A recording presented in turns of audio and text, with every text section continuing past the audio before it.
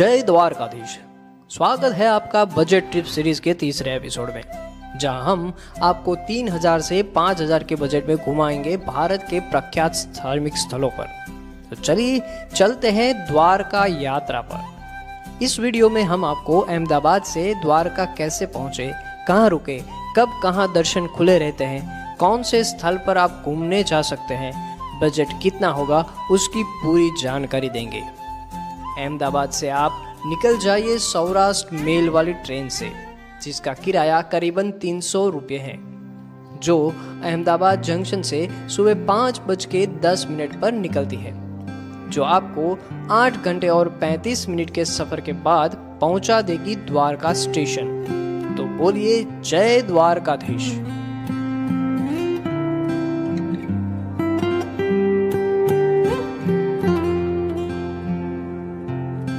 अब आप द्वारका पहुंच के एक अच्छी सी धर्मशाला में रुक जाइए, जिसकी बुकिंग आप यात्राधाम.org के माध्यम से कर सकते हैं, जिसकी लिंक डिस्क्रिप्शन में दी गई है।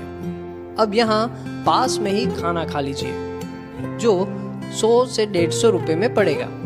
दोपहर 1 से 5 बजे तक द्वारकाधीश मंदिर बंद रहता है, तो धर्मशाला में आराम कर लीजिए। अब शाम को 4 बजे निकल जाइए गोमती घाट की ओर। विष्णु पुराण के संदर्भों से पता चलता है कि द्वारका सुंदर उद्यानों, खाइयों, तालाब और महलों का शहर है। हालांकि माना जाता है कि भगवान कृष्ण की मृत्यु के बाद यह शहर समुद्र में डूब गया था, जिसके अवशेष आज भी समुद्र में है। द्वारका नगरी के नज़ारों का आनंद लेते हुए जाइए सुदामा सेतु ब्रिज पर। यहाँ से जाइए पंचनद तीर्थ, जिसके लिए आपको बोट से जाना होगा, जिसका किराया करीबन 100 रुपए है।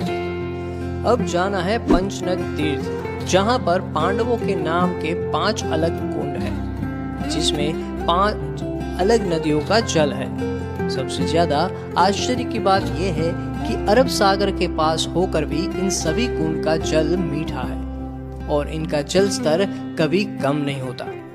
अब यहीं पर पास में ही आप लक्ष्मी नारायण मंदिर के भी दर्शन कर लीजिए। यहाँ पर थोड़ा समय बिताने के बाद रिक्शा करके पहुंच जाए रुक्मणी देवी मंदिर में दर्शन करने, जो यहाँ से 2 से 2.5 किलोमीटर की दूरी पर है।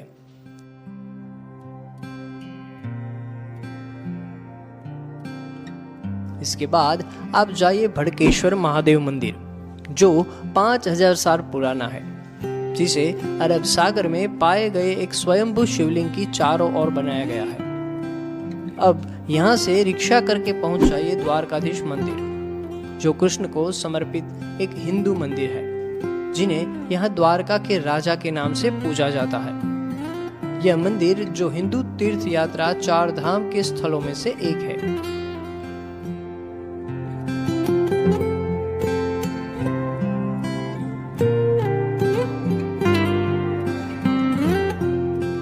स्तंभों पट्टी की 5 मंजिला इमारत का मुख्य मंदिर जगत मंदिर या निज मंदिर के नाम से जाना जाता है।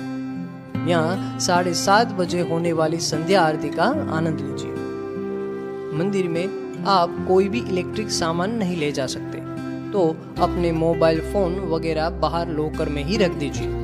दर्शन करने के बाद मंदिर के पीछे के द्वार के पास आपको भोजन प्रसादालय मिल जाएगा, जहां दोपहर और शाम का खाना सिर्फ 30 रुपए में घर जैसा खाना मिल जाएगा।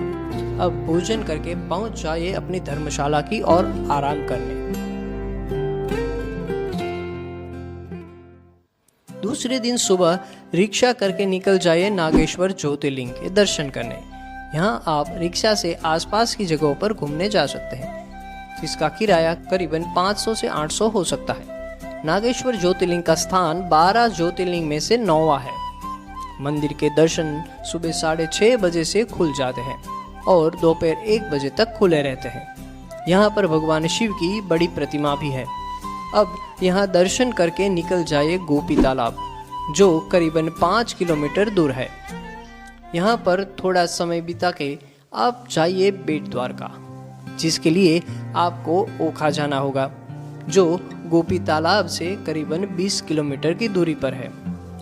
ओखा पहुंच के आपको करीबन 30 रुपए में बोट पहुंचा देगी बेट द्वारका। बेट द्वारका पहुँच के आप जाइए यहाँ के द्वारकाधीश मंदिर में दर्शन करने। ये वही स्थान है जहाँ भगवान कृष्ण की भेंट सुदामा जी से हुई थी। अब आप जाइए सोने की द्वारका देखने और यहाँ के बेहतरीन नज़ारों का आनंद उठाने के बाद आप हनुमान जी के पुत्र का एकमात्र मंदिर जो कि है मकर ध्वज मंदिर, यहाँ दर्शन कर लीजिए, जो हनुमान जी के आंसुओं से पैदा हुए थे। यहाँ दर्शन करने के बाद पास में ही आपको भोजन की सुविधा मिल जाएगी, जिसमें करीबन 100 से 150 रुपए लगेंगे। अब वापिस बोट की मदद से लौट आइए ओखा। यहाँ पर रास्ते में आई श्री मोगल माँ का मंदिर भी आएगा, जहाँ भीमराना करके गांव में उनका जन्म हुआ था। आप यहाँ भी दर्शन करने जा सकते हैं। तो अब वापिस द्वारकाधीश मंदिर के पास आ जाइए और अब यहाँ पास में ही आपको भोजन की सुविधा भी मिल जाएगी। तो लौट आइए अब अपनी धर्मशाला की ओर विश्राम करने। तीसरे दिन सुबह जाइए शिवराजपुर बीच। यहाँ पर आप पूरा दिन बिता सकते हैं। बीच पर जाने के लिए आपको 30 रुपए का टिकट लगेगा।